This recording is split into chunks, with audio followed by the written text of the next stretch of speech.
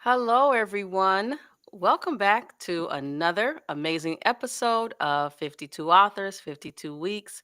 Today, I am with Rose Madison Jenkins, not to be confused with the Rose Madison that I know, who is a medical coder from Chicago.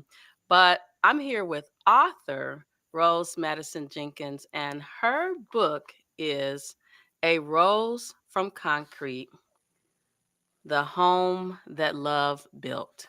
Now, I do want to give a disclaimer that this book has some heavy topics Mhm. that we may explore today. And so please know that it's okay to not be okay, and Absolutely. that there are multiple resources that are available to you. One of the topics that we'll talk about, which is part of the book's journey, is about suicide, and so we want you all to know that help is definitely available.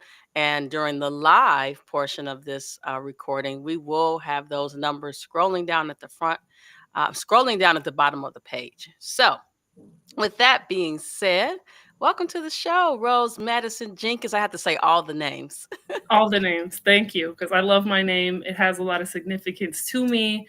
I am Rose Madison Jenkins. As you said, I am an author. We're here to talk about my book. I'm also a transformational speaker and a storytelling and speaking coach. So I love to help other individuals own and tell their own story so that they can make a more impactful mark on the world with the people that they are trying to help and the problems that they are trying to be a part of solving in the world. When I say my name has a lot of significance to me, I was born Rose Mary Madison, and I was in the military. And in the military, your last name has a lot of significance. You know, that's who you go by. And that was a moment of empowerment in my life. I also met my husband in the military. So when I was getting married, I didn't want to give up that name that meant so much to me, but I also didn't want to hyphenate because I felt honored to take on my husband's name. So for me, the best solution was to drop my middle name that I really didn't like at all. I was not a fan of Mary. And I became Rose Madison Jenkins. And that name feels like who I was meant to be. It has a lot of significance and sentimental value to it. And it's my name. Yeah. I love it. So first off, thank you for your service. Thank you. You mentioned that you met your husband in the military, and our only boy is in the Air Force. Well, actually, as of January 2025, he's in the Air Force Reserves. And he met his wife, let's just not say in the military, but in the area where the military base was located, is where he met his wife. And I've just learned so much about military professionals and marriage. It seems like there's a whole vibe going on related to that we won't even Mhm. get into. Yeah. But yeah, our son got married pretty quickly, and we were literally, I kid you not, my husband was silent once we found out that our son and daughter-in-law were getting married after like 2 months of dating. And Yeah, that sounds typical, yeah. yeah, well, you know what? That was not typical for us. My husband and I actually met in high school, and which we graduated high school in 91, so we met in 87, and then we didn't reconnect again until 2008. Wow. So, and then we didn't get married till 2011, right? So we are definitely old school. But I do know that there are marriages that the dating process was really short and they've lasted a lifetime. So, Absolutely. Yeah, everyone's journey, right? And yes. for us, it was a little bit different. We know a lot of couples that had that experience where they were, like kind of that whirlwind romance. And then of course there's the military benefits that incentivize you getting married. So a lot of young people get married because of those reasons for more stability and to move out of the barracks. I'm happy for your son that he was able to find somebody that supports him in his service and is able to complement what he's doing while he's in the military. Me and my husband met in Virginia while we were at cooking school. And I was attracted to him at first sight. I don't like to say love at first sight because love is something you have to build, but I was very attracted and drawn to him at first sight, as was he me. And I didn't know that at first. And then our friends caught wind that I liked him and he liked me, and we were both being too shy to introduce each other. So then one day, one of my friends from my platoon said, "Hey, dude, it's time to get her number. I have it. Here it is. Text her, please. Stop procrastinating." And then when he texted me, I said, "Took you long enough."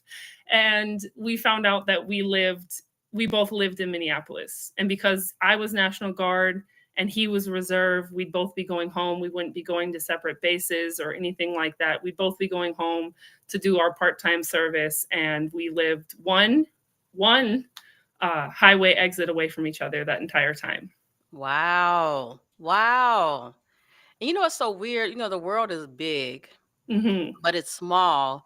And you often wonder if it would not have been for your military service, what was the likelihood that you all would have met each other and got together and fell in love and Absolutely. established a life together? And we talk about that all the time. We think it's funny. Like when I was in high school, we were both running in a lot of the same circles. We were going to the same malls and riding the same buses, and we could have even passed each other and not even realized. And it took us doing that to find each other. But we feel like our love story is a testament to the best time to find love is when you're working on yourself, right? A lot of people Mm. struggle with dating and trying to meet new people because that's what they're focused on. They're focused on meeting new people and dating. But when you instead focus on bettering yourself, I believe in the be who you want to find, right? So when you're focused on being the person you'd like to be with and you're focused on bettering yourself, there's less stress and more opportunity to meet somebody at your greatest moment, instead of focusing your energy on that when you could focus that energy on yourself and bettering yourself.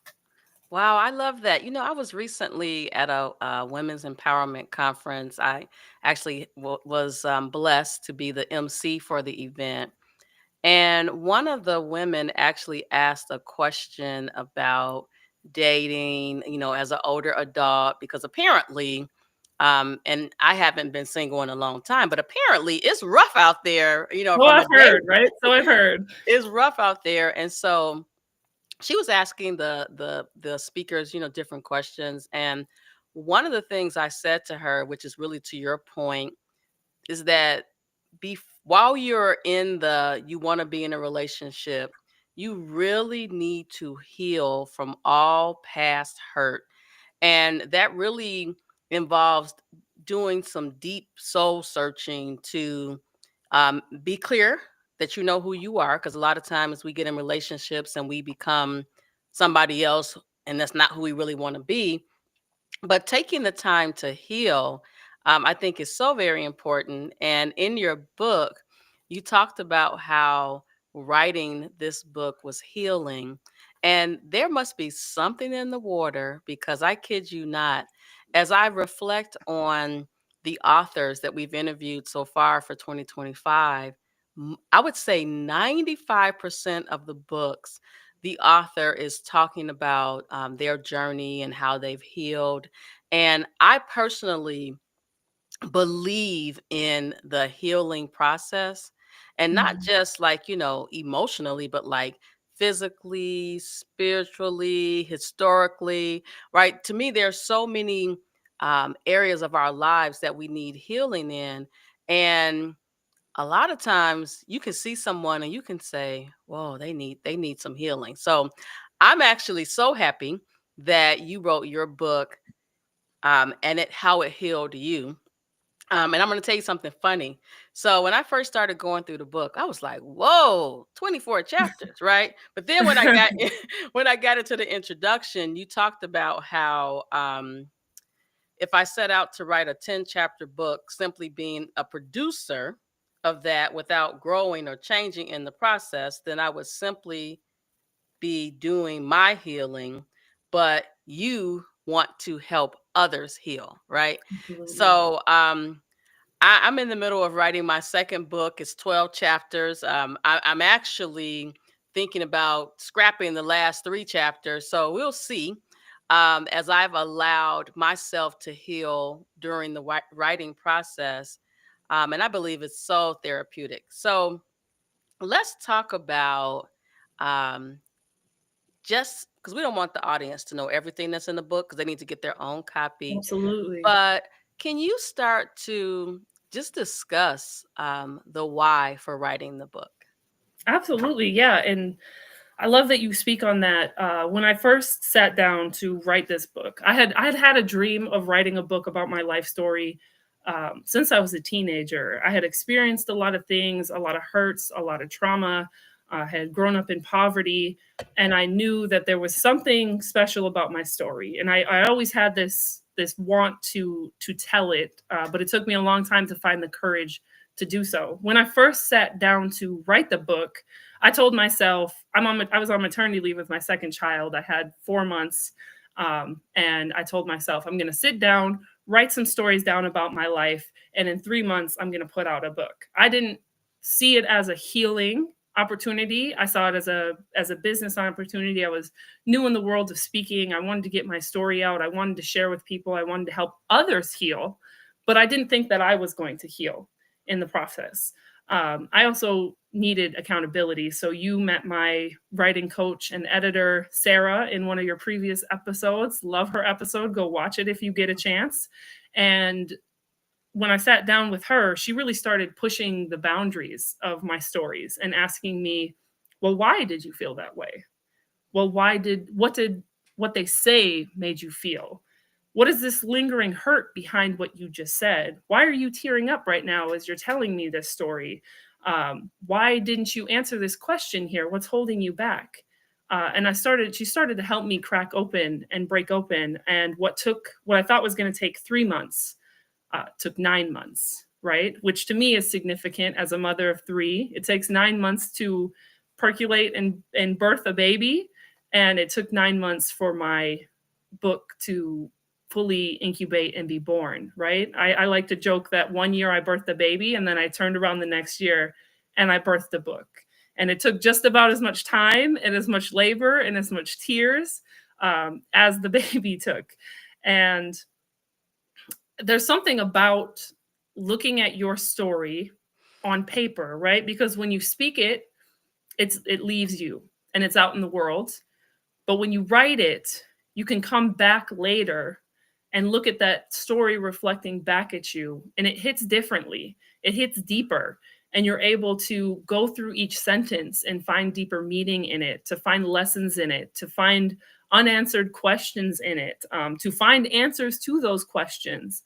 And as much as writing the book was healing for me, writing each and every page that was deleted from the book was just as healing. It brought up old hurts, old traumas, things from breakups, things that adults in my past had said to me, times that I thought I was a failure. And I had to really sit with those and think about them and think about what they meant for me and what they meant about my future. Um, and I got into the speaking and writing world to live my dreams for my kids so that they never felt held back and they knew that the sky was the limit. And this book only brought me closer to being a better mother and a better role model for them. Oh my gosh, I love that. When I wrote my first book, the first four chapters, I spoke them to Zoom and I was crying the entire time through the first four chapters. And then one of the chapters I wrote um, in the car with my husband. I had my iPad open, I had Microsoft Word open, the little microphone on, and I'm speaking the words again and I'm crying some more. Mm. And while I was writing the book, just like you, I literally was healing one word at a time. And so now fast forward to this second book, because when I was in the midst of writing the first book, I said, "Oh, this is not the end." But when I started writing this second book, I had a date of when it was going to be done, which was the end of 2024. And today I have a draft. But one of the things that I'm doing is really sitting with the pages and thinking about exactly what I want the audience to feel, Mm, but also being vulnerable and sharing what I've gone through. And so I'm like, I'm still healing, but healing in a different way. So now I thought I was going to finish this book by December, right? But absolutely. September, I fell and fractured my ankle and I had surgery. And that's when I really started having some traction on the words I wanted to say, really flushing out the different concepts. And I had to say to myself, it's okay if this book doesn't come out in December. It'll come out sometime in 2025. You're not going to put a month and a day on it. When it's finished, it'll be It's finished. finished, right. And but I also realized that the book was bigger than a book. Mm, That there were layers of things that the book would also be available. I won't say them on here because I'm not ready to reveal that to the world. I'll share it with you later. But in those moments when I was sitting, and we're gonna get more into the book. In those moments when I was sitting in the bed in this non-weight bearing status, depression started to rear its ugly head, and it came in the form of every time I would try to get up to go hop to the bathroom during that time, I kept hearing this voice. You're going to fall. You're going to fall.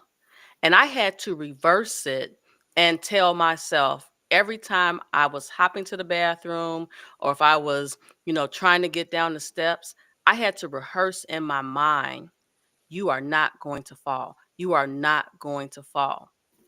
And I'm grateful that I had today the skills that I didn't have 30 years ago when I unsuccessfully tried to commit suicide. Today, I have the tools to help pull myself back, but also recognize when I'm sliding down this slope. And everybody I mm. meet, I encourage them to just accept that it's okay not to be okay, but there is help available, and you just need to reach out for help. And sometimes it's just, I remember sending a text message to a friend during that time and said, I'm not okay. Right, and that really takes a lot of courage to be vulnerable, but I'm like, I got a lot of life to live. I got some grandsons, right, that I wanna watch grow up. So, let's talk about, the journey, into the book and, not everything, right? And things that you wanna share with our listening, viewing audience, about this journey, and I also have to make sure you tell them um, arose from concrete. Give them the significance of that because concrete is hard. It is, right.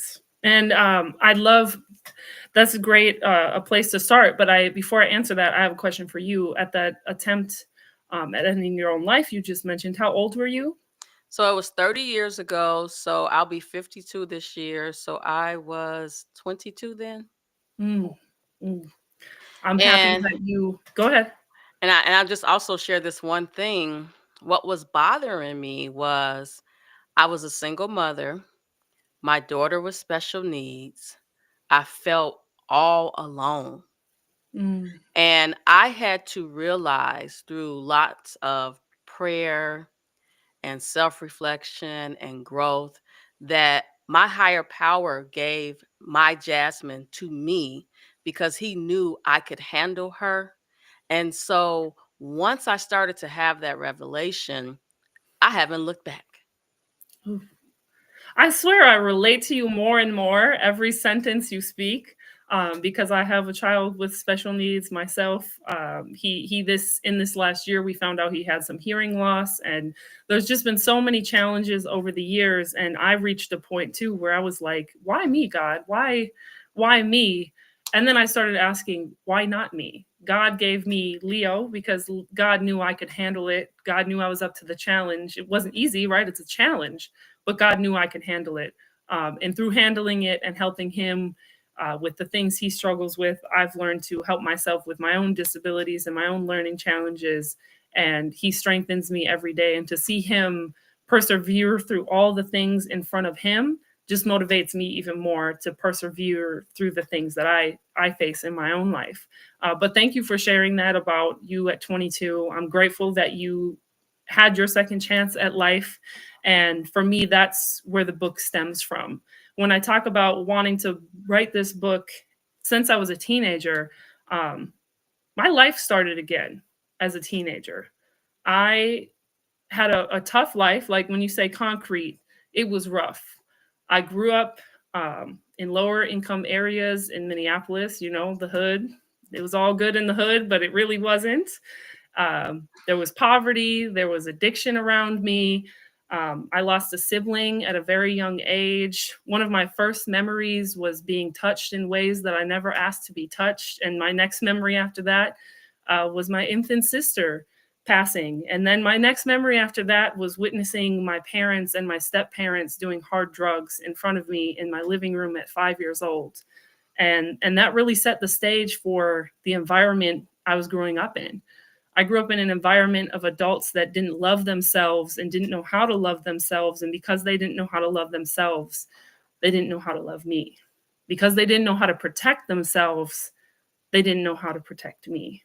And because of that, I faced abuse and assault and trauma from a very young age, multiple times from multiple people. By the time I was 15 years old, I had more abusers than I could count on my own two hands. And that really started to weigh on me. And it started to show up in school and my relationships with friends and the choices I decided to make with friends, right? The activities I decided to partake in, the drug use, the alcohol, the meaningless nights with boys, all of that. And then at 15, there was this night after a wedding that happened to be for someone who had assaulted me in my own home just months before that, but no one knew that at the time. There was an after party for the wedding at my house. And after all the adults had left or gone to bed, I found myself, 15-year-old traumatized me, in the living room with these bottles of alcohol all throughout the living room. And at first, my teenage curiosity peaked, and I thought, what does it feel like to be really, really drunk, like out of my mind drunk? And I poured that first glass, and I felt a little bit better. And then I poured another glass, and I felt a little bit better. And this was one of those Denny's Kids cups, and I was filling it like to the top. Um, and then it dawned on me, how much of this do I need to drink to never feel any of this pain again? And I mean, never feel any of this pain. So I drank and I drank until I could no longer remember the faces of my abusers. And frankly, I could no longer remember anything at all. The next thing I knew, I was waking up in my living room to EMTs above me doing painful stimuli on my chest to try to wake me up while my mother screamed, my baby, what is happening? Please help her." And then I remember the ceiling of an ambulance. And then I remember these bright fluorescent lights at the hospital as I'm still not even hungover, but still drunk. And they're blinding me. And I'm like, where am I? Why do I smell like vomit? Why did my mom just give me a shower? Why does my hair smell like puke? Like, what is going on? Um, and then later, after being cussed out by a very concerned nurse who told me that teen drinking, surprise, is very bad. Didn't know that, right? After she did all that, and my family left the room and left me for a little while, as I was staring up at those fluorescent lights with my head pounding and my throat hurting, I thought, wow, it didn't work. That thing I tried to do last night didn't work. Why? Why am I still here, God? What do you want me here for? This life has been nothing but pain and anguish and trauma, but I'm still here. And all I could hear in my mind was second chance, second chance, second chance. And I thought, all right, this is my second chance at life. And I'm choking up a little bit and I'm tearing up as I think about that moment because it was so real and it's still real, right? It may be 15, 17 years ago, but in my mind, it's yesterday. And my life really began that day. And I promised God and myself that this time I'd take it seriously. And instead of going with what I was given, I'd figure out where to get what I needed. And I started taking school seriously. I started choosing better friends. I was celibate for a while because I felt that no one needed a piece of me when I didn't have all the pieces of me. I joined the military. I finished college. I finished high school and went off to college. And my life really began at 15 in that hospital room after that attempt. And every moment since then, I've always wanted to be a mom. Like since I was 5 years old, changing my siblings' diapers, I wanted to be a mom. And the older I got, the more I knew I didn't want the childhood that I had been given. I didn't want a childhood that was a result of pain and neglect. I wanted to heal myself in a way that I could show up fully for my kids and I could break generational curses. And instead of trying to pour what little bit I had left from my glass, as my mother and my father tried to do, I wanted to fill my cup so that I could pour endlessly into my kids. Oh my gosh. So listen, Rose, Rose Madison Jenkins. You're making me tear up because there are so many similarities between us. And so, for Mm, those of you who are maybe new to listening to the show, one of the things that I'm really clear about in terms of my assignment with 52 authors, 52 weeks, is that we get on here and be transparent, mm, vulnerable, authentically ourselves. And to me, that's what makes for a great episode. So let me just share absolutely. with you two connections. So, number one, the the concrete basement that I was living in was the same place where I took those 30 Tylenol. Mm, And I too had a ride in an ambulance, and my stomach had to be pumped with charcoal. But the other connection that I want to make for you is that my daughter Jasmine is deaf. mm, And one of the things that I'm so blessed about is having my bonus children, which allowed me to experience motherhood in a different way than I experienced with Jasmine, right? And let me tell you, Jasmine is a tough cookie. And when I look at some of the things she does, I'm like, that is me all day. And so I'm so grateful that I could love on her in spite of, the things that she has going on with her, the intellectual disabilities. But I'm also grateful that I've become strong enough to handle whatever comes my way, either individually or, with the assistance of someone else. And so just hearing your story, your journey, really, again, I'm getting those goosebumps. And let me just tell you, I'm a crier anyway. So um I think so we've been doing this show. This is year two. And so I think I only like shed some tears the first one of the episodes in year one. And I was almost there now, because even though you move on and you forgive everyone else and you allow yourself to heal and grow, it's still a memory that you have. absolutely. And so it never goes away, but I personally use mine as the fuel that keeps me going through life. And I say to everybody all the time, I have to keep doing what I'm doing so I can take care of Jasmine and then really position her life so that when I'm no longer here, that she is continued to be cared for because she deserves that. Absolutely. Same. And I have the same, yeah, whether I'm here or not, I want them well taken care of. I want them to have a solid foundation, right?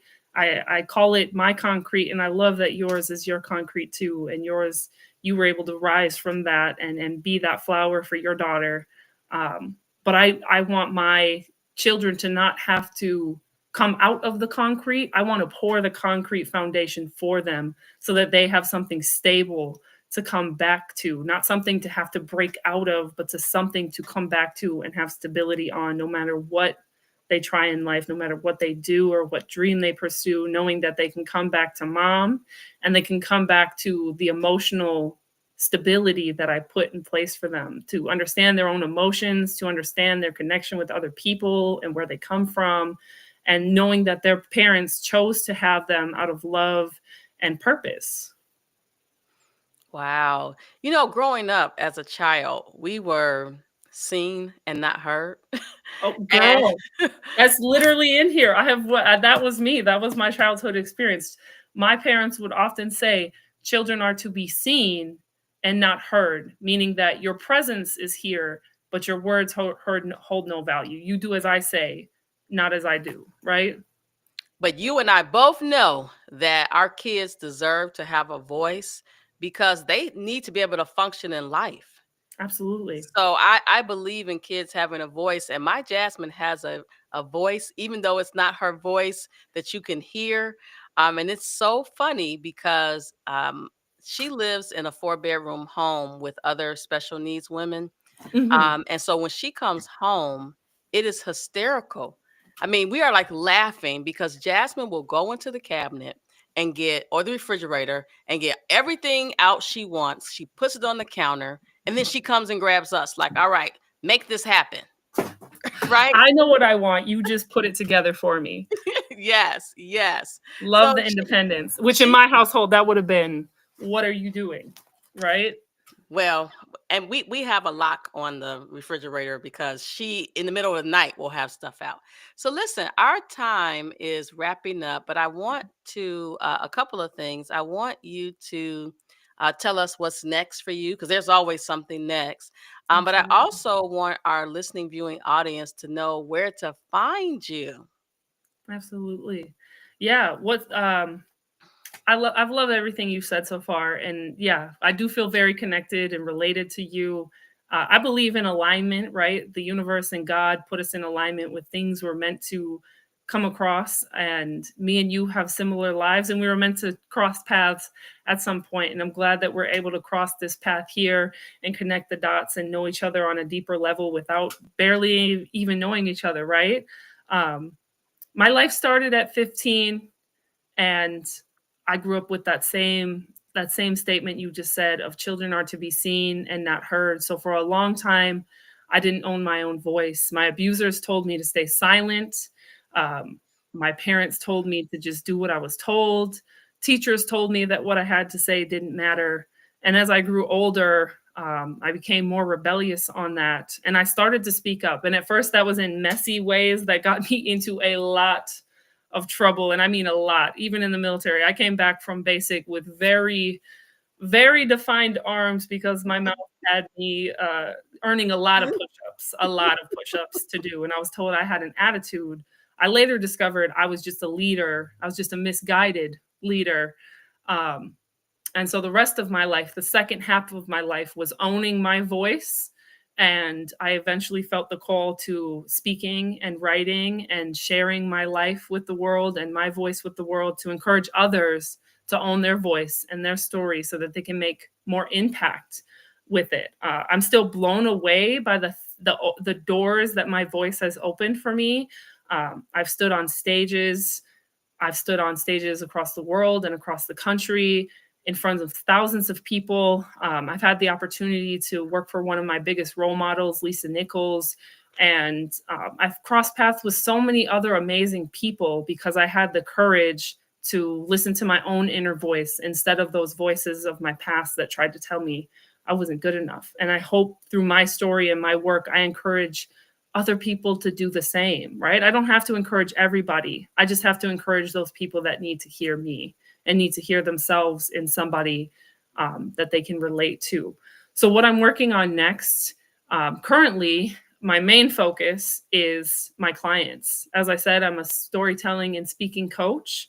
So, I have a program right now called Speak to Inspire, where I help business owners, authors, coaches, speakers really own their stories and their messages and have a place to practice and be messy with their story so that they can really find the gifts and the gold within all of the things that they've done and that they've gone through, so that they can align their life and personal experiences as well as their professional experiences with their goals in life and their goals to touch other people and be a part of solving some problem that means something to them.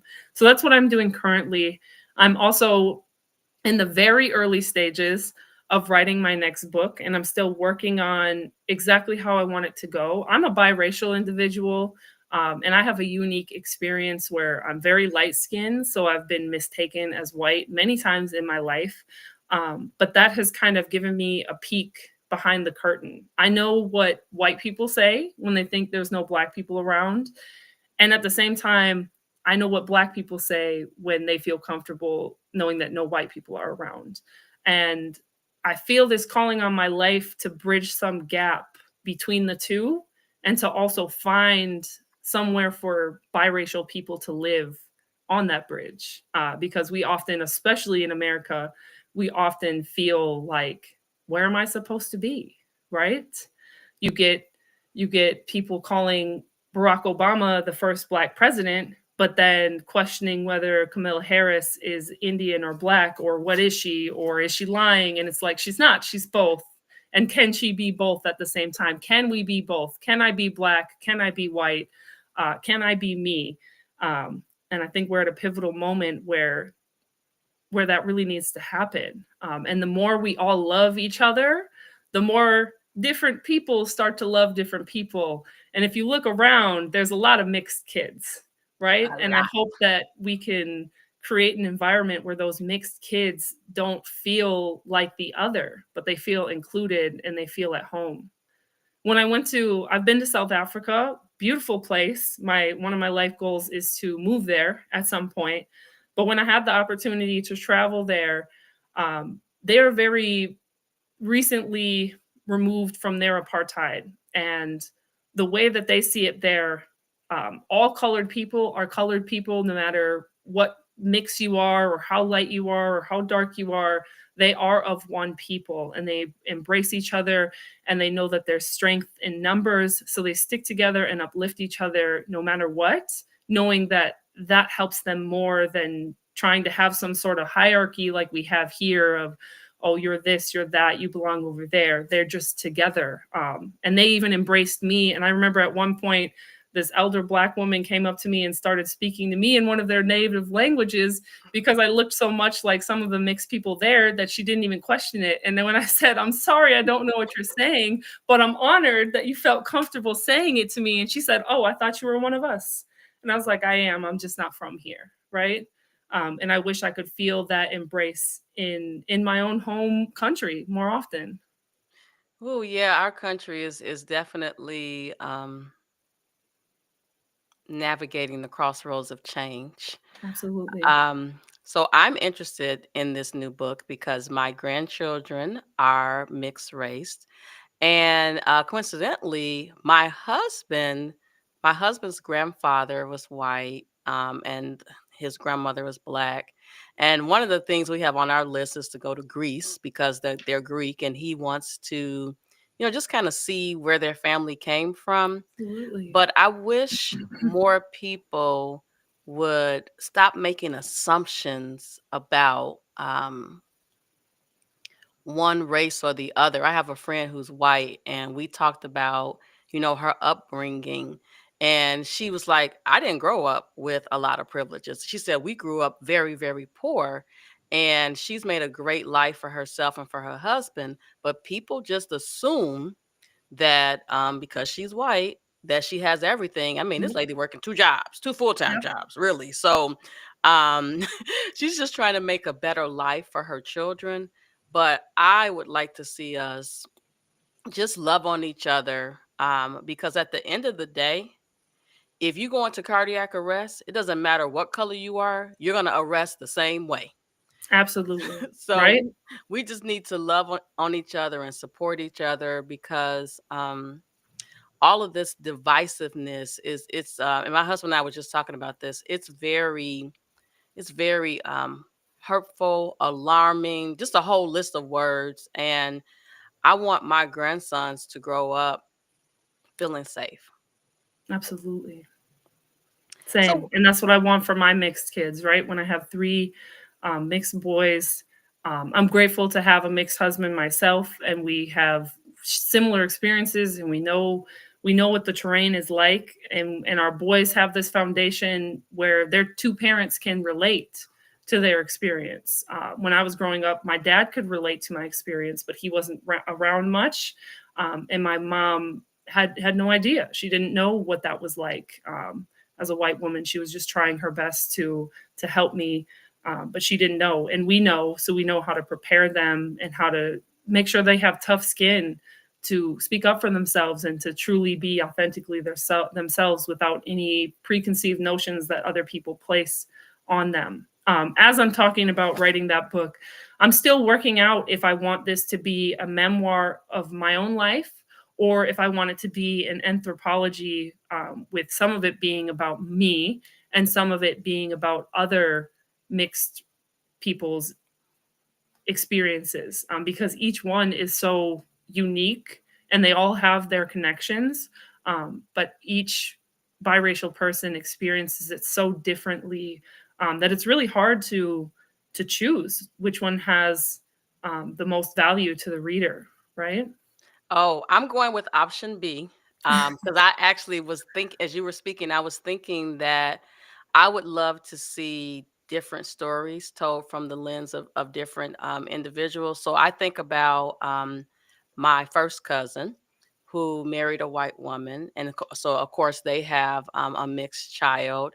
And I think about how they kind of protect him, and maybe to some extent isolate him from the world for fear of what could happen. And it's funny you mentioned Africa, because my cousin, who has really only been on the plane one time, said the other day that he was saving up and they were going to move to Africa. And I was like, you never even visited these places. How do you know you want to move there? But um, when we went to Ghana about a year ago, and I would like to go back to visit Mhm. other parts, because I think Ghana was very rural.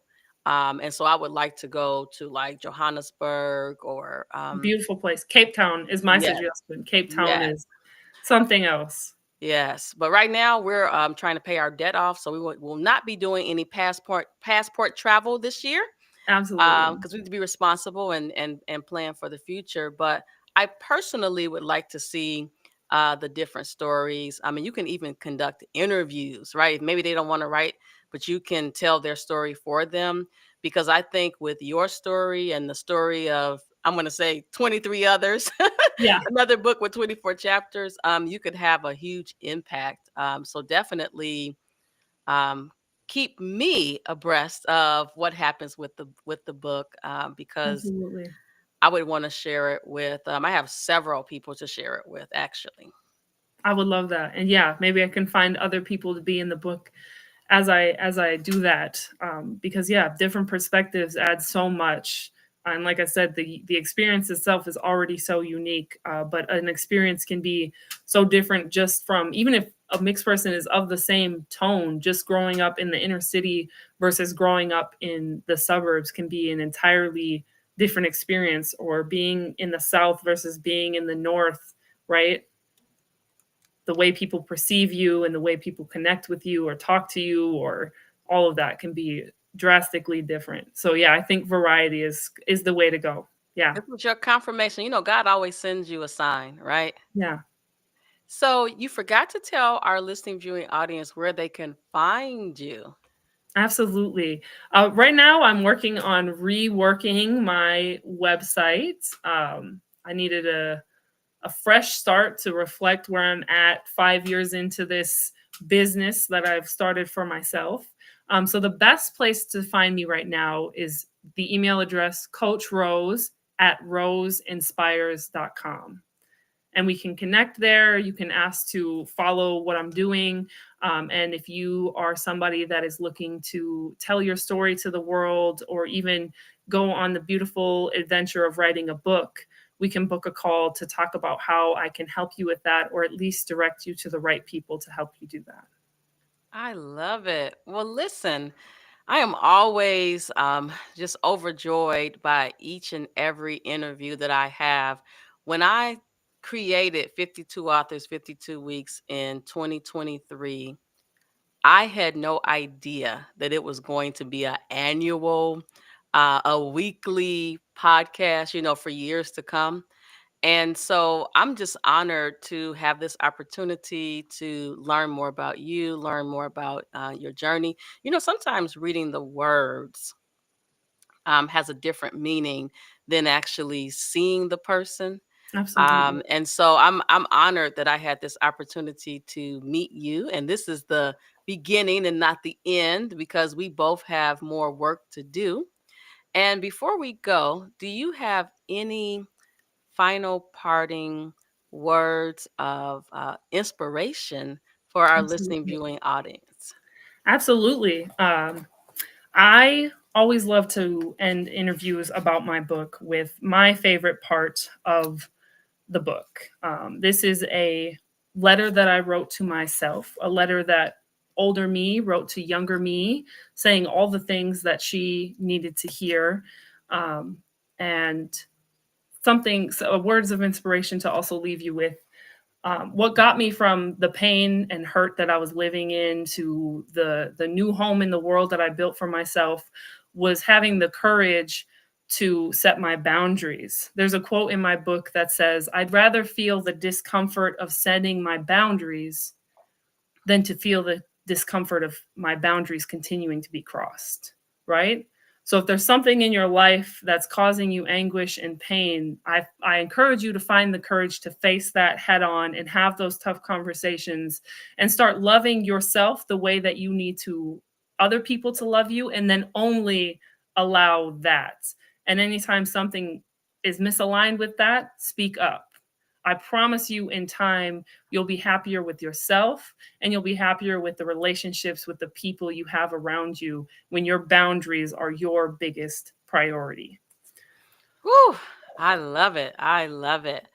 Well, listen, everyone. Oh, I'm This. sorry. I still wanted to read this. Is that Oh, okay? go ahead. Go ahead. Go ahead. Okay. So, chapter 24, and this is a quick read. Home at last. Right now, home for me is a safe place. I can lay my head here with the people I love the most. I have a sense of livelihood and peace. I chose the apartment we live in very carefully. I wanted somewhere quiet and peaceful. I also wanted somewhere to work out and swim. I really wanted a community I could enjoy living in. Um, oh, I'm sorry. Hold on. I think I might be. Give me just a moment. I might have skipped ahead a chapter. I did. Okay, I'm sorry. Skipped it. It's not the last one. It's the second to the last.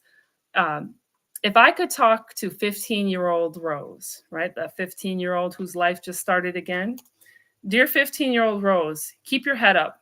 I promise it gets better. I'm so proud of you for giving life a second chance, even when you felt like giving up every day. The lack and toxic environments you are in are only temporary. If you keep following that beautiful light in your mind, the future is going to be so abundant.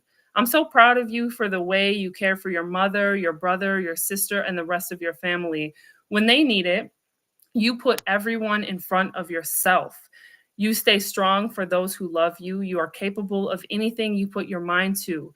You may feel yourself struggling to read and keep a straight train of thought much of the time right now, but I promise you, one day you will be an author, a writer, and an amazing speaker.